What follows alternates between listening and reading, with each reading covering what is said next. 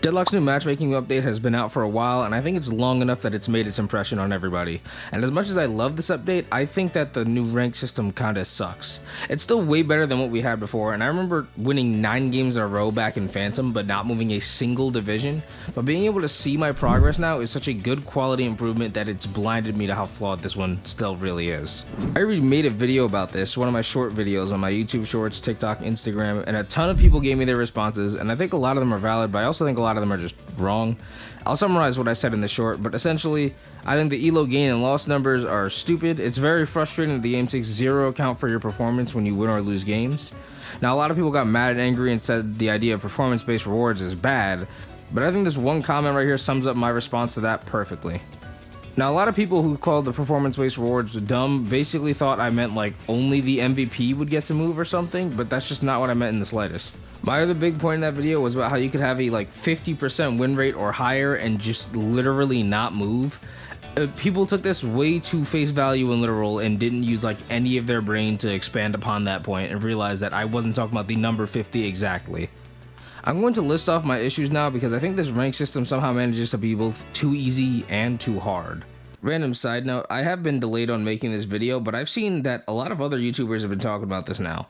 Like Natan, or I'm sorry if I butchered that name, I've seen Deathy make a video about this, so if we're all giving out our opinions on the rank system, I think the one thing everybody's missing is about how difficult it actually is to climb in this if you're not going on giant win streaks. You can have a 50 to 60% win rate and basically just go nowhere. In my original video, I used the number 50, and that led people to like not use their brains and expand upon that point, but they just took the number 50 and ran with it. Now, when I say 50, I mean hovering 50 or slightly higher.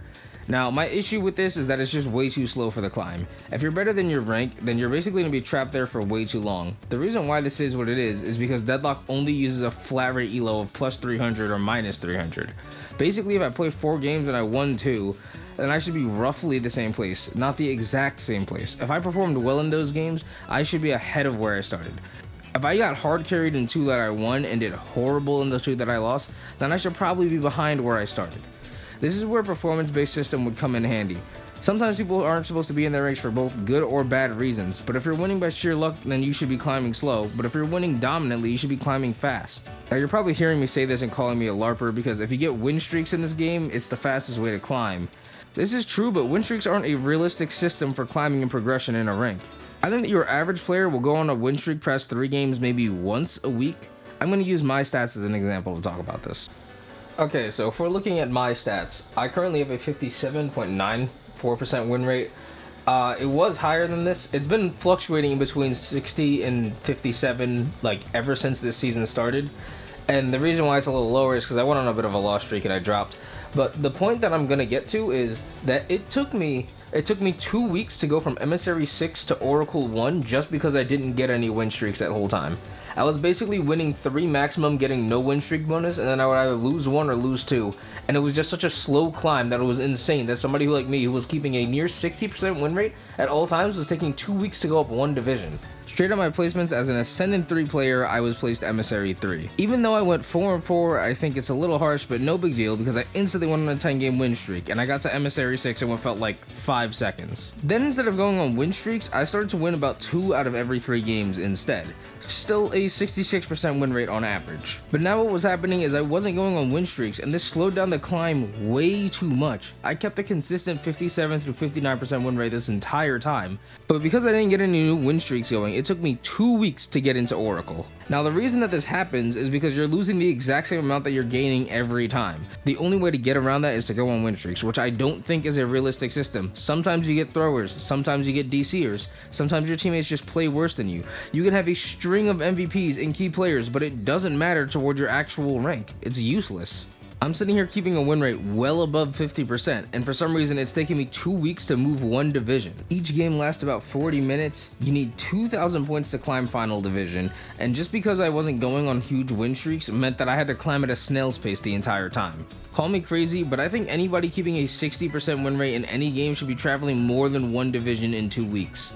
This means ranking up will take an unbelievable amount of time for someone who's actually employed, or even someone who just plays this game with infinite free time will still go mad slow.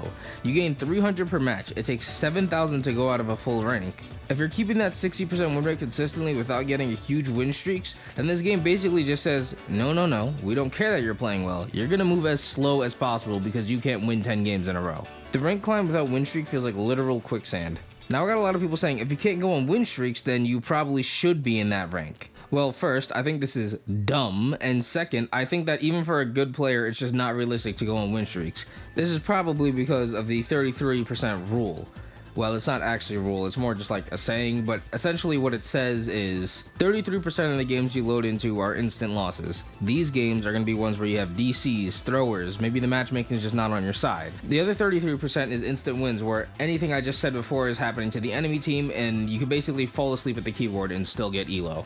And now the last 33% are the games that are in your control. These are the games where matchmaking is fair, you have teammates who want to win, nobody's DCing, nobody's throwing on purpose. It's just a fair actual match the way ranked is supposed to be, and the team that plays better is going to be the one that wins. Now this saying might not be perfectly accurate, but I think it's accurate enough to describe why you're not going to go on a win streak every 5 seconds. My last main issue with this game is that there is no performance-based reward system. This is probably the most controversial take, I think, because people are going to say things like, well, if you just run down hyper carry every game, you're going to get MVP or key player regardless. No, this is wrong. Just don't lie to yourselves. I know every single game you see that there's a support on key player, there's a pick hero on MVP, there's a tank in the other key player slot. It is not only the hyper carries that get these spots, and I think that Deadlock system for performance based on your role is already good enough for us to implement like any sort of compensation for key player or MVP. Maybe you'll lose a game, but if you're key player, instead of losing all 300, you might lose like minus 250 instead. Maybe you can add like plus 50 points for getting an MVP on a match. In my honest, reasonable opinion, I think there are lobbies where sometimes not all players should lose the same elo. I also think there's lobbies that not all players should gain the same elo. I just think that if this system was even slightly in place when I didn't go on these win streaks, it wouldn't have taken me 2 weeks to gain 2,000 points. Now, if you've seen this video, you probably kind of know where I'm going with this, but I think Deadlock's rank system is too easy. Now, Deadlock is the only game that can make a system that's too easy and too hard to rank up in. Now, let's just say, for example, you're Phantom 1 and you're deranking into Oracle 6. You have 5 demotion protections. Do you understand how many games that is? In theory, you could lose 6 games before you actually derank.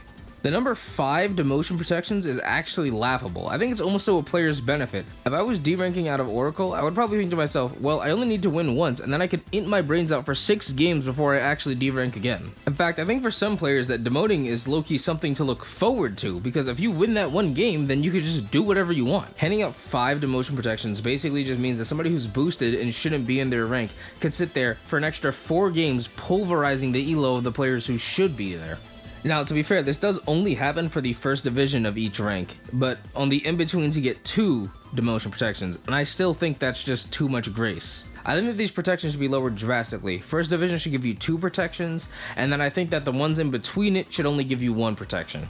I don't really have too many more thoughts past this point, so if I were to offer up my solutions, first off, lower the threshold from the 2,000 points thing. This gimmick is way too stupid and it takes way too long to rank up, especially if we're only gonna have 300 per win. Then they need to remove some of these protections because it's way too forgiving. After that, can we have some performance-based rewards so that way if I'm not on a win streak, I can still move at a reasonable pace? If we fix any of these things, I think this rank system is gonna feel way better for us to climb in, and I know people are gonna disagree, and you're free to do that in the comments. I respond to them often. In fact, those are kind of the point of this video. And yes, this game is in a closed beta state or whatever, and the rank system is being worked on as we speak, but that's exactly why this feedback is needed.